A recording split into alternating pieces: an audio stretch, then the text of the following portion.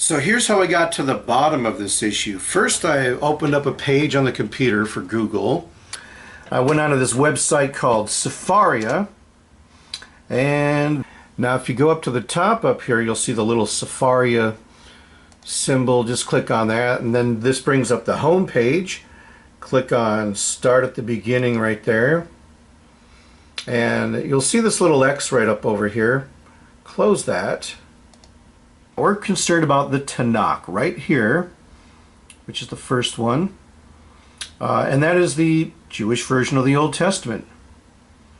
So whether you're Jewish or Christian, you'll recognize all the different books that come up there. We're looking for this particular passage, which is in the first book of Samuel. So go scroll down to Samuel and click on that.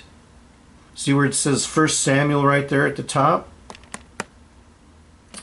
If you click on that and you scroll down, you'll see every chapter from the book of Samuel. All right, and we're looking for chapter 25, so I click on that. Voila! Look it brings up the English along with the Hebrew. Now keep in mind, in Hebrew, everything's read from right to left. All right? We're going to scroll down to the passage in question, and we're going to see if it says Pisseth against the wall. Here we are. Here's the passage right here. It says, "May God do thus and more to the enemies of David, if by the light of day or morning I leave a single male of his." Well, wait a minute. Where's the piss? I don't see it in there.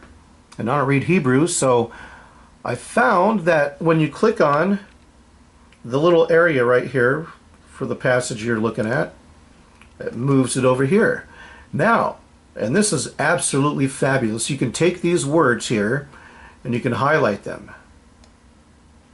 All right, and over here on this side, it'll give you the definition of it. It tells us that this word that I highlighted means God or godlike, or works the special possessions of God. So what happens when I highlight this word here? What does this right here say? It says it's a verb, and it means to urinate, one who urinates, specifically male. Now notice that there's only 3 letters there, the shin, the tav, and the nun. Well, that's because Hebrew verbs usually have roots, and then they have another letter at the beginning of it or the end, which tells you whether it's male or female. So this is a really good tool. So we do have the word for urinate right there. Well, what is this little word next to it? I'm not going to include the semicolon there, or the colon, because that means it's the end of the passage. It's not part of the world. Well, this means wall, or the side, chamber, altar. So it's pronounced kir. And that's the root of the word right there, kir. And then, so the bet, I'm guessing, is the, what do you call it? The prefix, which tells you whether it's male or female, whether it's the, he, or they, if there's multiple, plural, whatever. So we do have urinate and wall in the Bible. The next question is, why would it have urinate and wall in the Bible?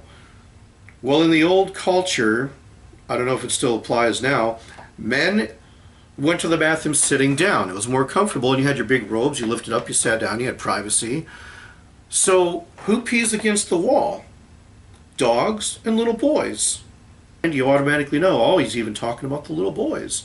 He's going to kill everyone. He's going to kill all the males. So that's why they leave out the whole pissing on the wall and just substitute it with male who belongs to him, any male that belongs to him. Now, when the authors of the King James Bible put it together, were they trying to offend people by using words like pisseth and piss, which is also used in there? There's another passage. The word pisseth is an action verb, and piss is the noun. But piss is onomatopoeia. That means it's like splash. The word sounds like what it is. Piss. That's the sound it makes when you pull it out and start peeing against the wall. Piss. So pisseth is the verb. And it was not vulgar back then. We didn't even have the word urinate until after. Piss has been around since like the 1300s. So I hope that explains it to you a little bit. Why it says piss in the Bible. It wasn't vulgar. If we want to get a second opinion, we've seen what the Jewish website has to say about it. Now let's look at a Christian website. It's called BibleHub.com. This is a great website because you can click on the tab up here and you can see all the books of the Bible right there, and all the way down to the New Testament, letters and the epistles, and ending with Revelations. And when you come down here, this particular passage, it'll show you what it says in the New International Version, the King James Version, the New American Standard, all kinds of different versions. It'll give you other references on the side. And then down here, it's got like a lexicon, which you got to kind of, it helps if you know a little tiny bit of Hebrew or what you're looking at here. But it gives the word here off to the side, or the root, and then the pronunciation of it. So right there where it says of his men, we've got that verb there, mashtin, which is masculine, it's singular, and it means to make water or to urinate. I'm comfortable resting my case saying that the original Hebrew words were urinate and wall because I found it on a Jewish website and a Christian website. There's really no problem then, is there, in the different translations? If one wants to say pisseth against the wall or urinate against the wall, that's no big deal. And if the other one, wants to exercise a little bit more modesty and say, well, we're going to substitute it with any male of his that belongs to him.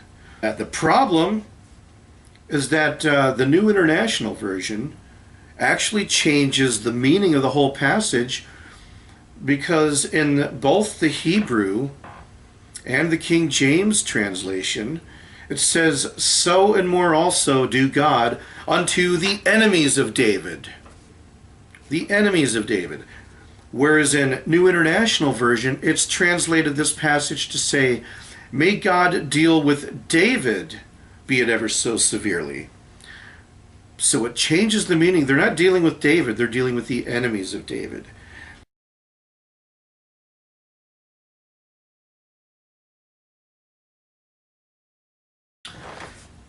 So the bottom line, it looks like the words urinate on the wall are in the Bible.